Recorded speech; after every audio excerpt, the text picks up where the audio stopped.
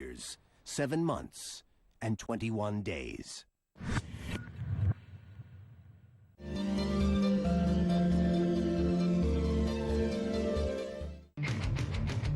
I'm sending you to a funeral director. I'm dying to get there. I'm dying to pick him. Let's get him. Shake it, dude. Got you, little rattlesnake. Boom. What do you think it's worth? I'm wondering what you paid. Man, I just want to do a belly flop into this stuff. In. It's a magic box. It's supposed to make you disappear. Let's go. All right. Frank! You want some dope? We also get... God dang it! The Pickers. All new from Friday, April 27th on History. Wednesday from 9 p.m. All new. The show is going to be bigger than anyone's ever seen. It's about exploring ways we weren't able to explore before. We also do solve better mysteries. Brad Meltzer's Decoded. All new. We're talking about multi-headed animal technology. Ancient Aliens. All new. That's huge. The Universe. Mysteries from in and out of this world. Every Wednesday night on History. CI presents How to Live a Life of Crime. Life Lessons. Lesson number 1. Life is short, and you've got to make the best of it. So, lie if you have to. He wants to get the victim's trust. In that lies the power and control over that person. Number 2. Insist on only the best for yourself. She said basically she didn't want to have a child. She told her she wanted to be young and have fun with her friends.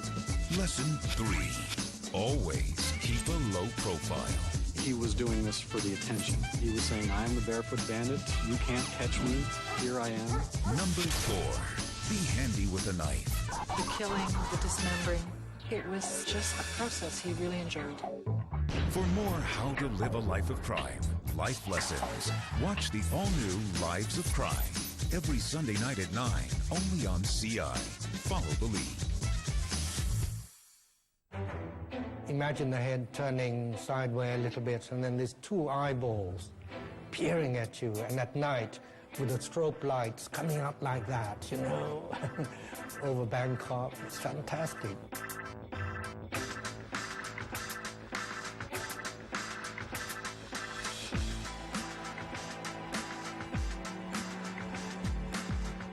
I remember I started to work on a robot back in 1975, something like that.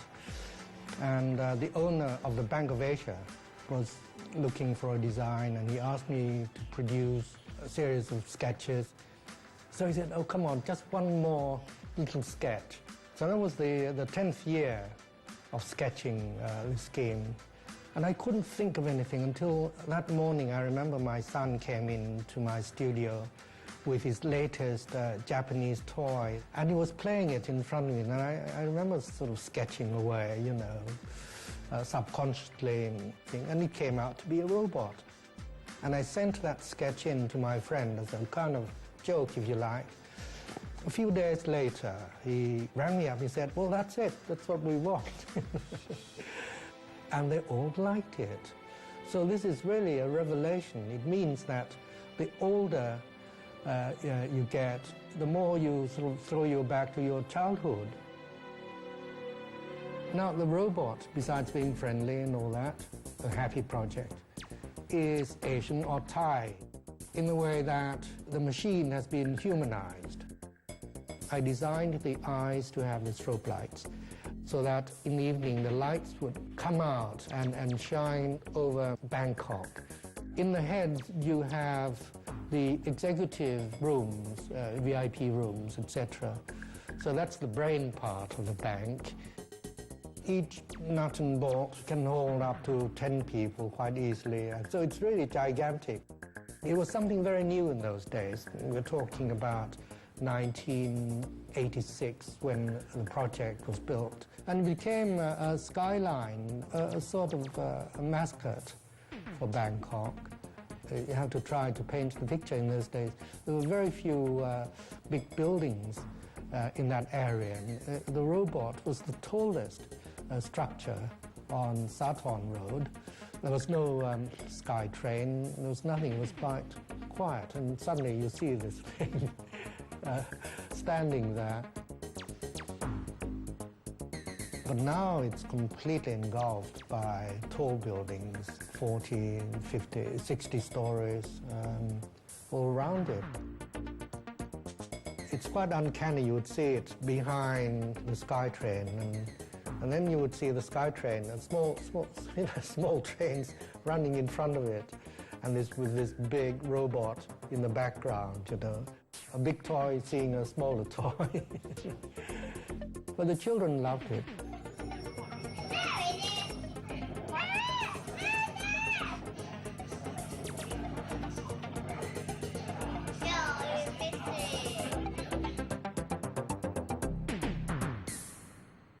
April on History, on the 100th anniversary of the sinking of the RMS Titanic. With 100% of the wreck accounted for, our experts begin to come up with conclusions that were quite startling. Titanic, mystery solved. Vietnam is not our war! We must say no! Vietnam Lost Films. Man, I just want to do a belly flop into this stuff. The Pickers, April on History.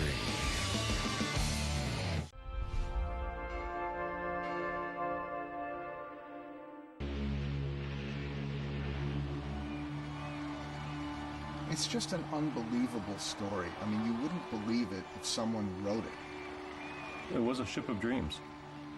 You really can't help but think about all those souls that were lost that night. People from China, the Middle East, Eastern Europe, everywhere. There's no more eyewitnesses to talk to, so they look for the pieces. The pieces tell the story. It was such a loss that the world has been shaken for 100 years. You soon arrive over the Titanic, and you realize that this is not only a sacred piece of bottom, but also the surface above. When you're on that spot, you know you're on the spot where 1,500 people died. It was certainly appropriate to take a moment, and there was a nice ceremony led by the ship's captain up on the bow. Everybody had a flower to sort of leave as a memory, as a token. It's just something physical that helps connect us to the site and just connect people in general. And then there was a long moment of silence. What really gets to me personally is being on deck at night around 1 or 2 in the morning and looking out on that ocean and thinking what those people went through. Most people didn't drown. Most people got off Titanic and had life jackets and were floating in the water. These people probably had no idea that anybody knew that they were even there. And they died in the water from exposure, from cold.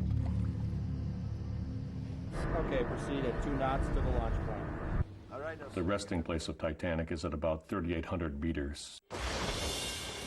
I mean, this is an environment, there's no light, there's pressure that will crush, anything. And you realize that once you get down below 400, 500 feet, if something goes wrong, it's going to be bad. Once you get down 2.5 miles, if something goes wrong, it'll be bad, but it'll be over in a millisecond.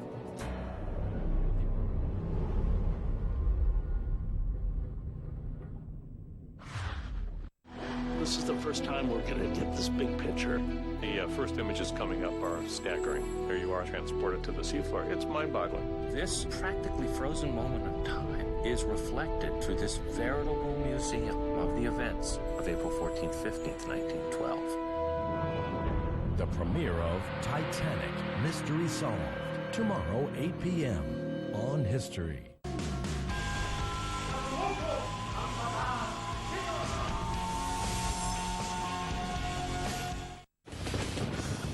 This time on Big Shrimpin', in the volatile Gulf of Mexico.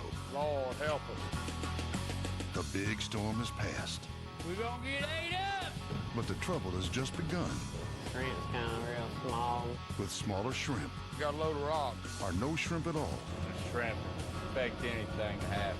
as the men of Bayou La Batterie We all go. face nature's furies Now we leaving for shore, Red.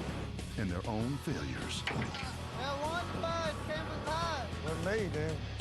As the shrimp gets smaller, I don't saw the competition gets tougher. This is one of them magical ups that ain't supposed to happen.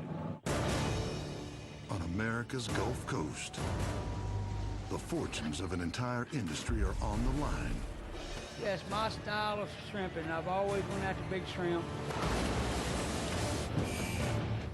The men of Bayou La Batterie will risk it all, every day and night, for their homes, their families. Normal day in paradise. This is how we shrimp in America.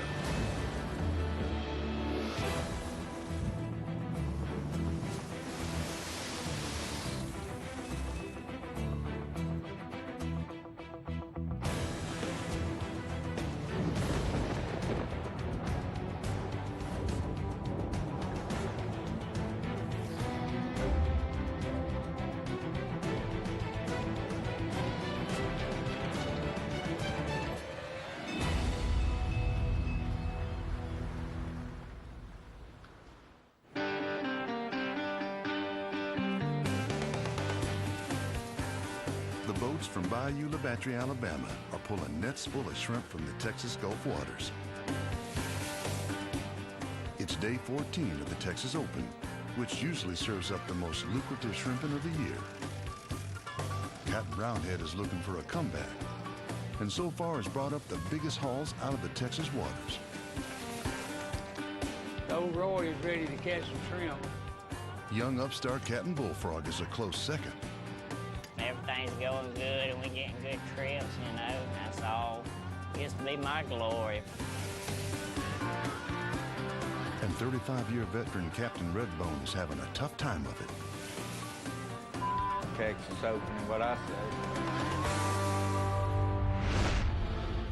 But Tropical Storm Don threatens to put them all out of commission. Fleet owner Dominic Ficarino calls his boats to port as the tropical storm gathers strength and speed. His first concern is the safety of his men, despite the objections of some of his captains. I come back home when I think I should come back home. This is unwelcome news to these men, whose livelihoods were nearly wiped off the map by Hurricane Katrina and the BP oil spill. As Dominic's boats arrive in port, they are far from alone. Dozens of boats have sought shelter, and space is at a premium.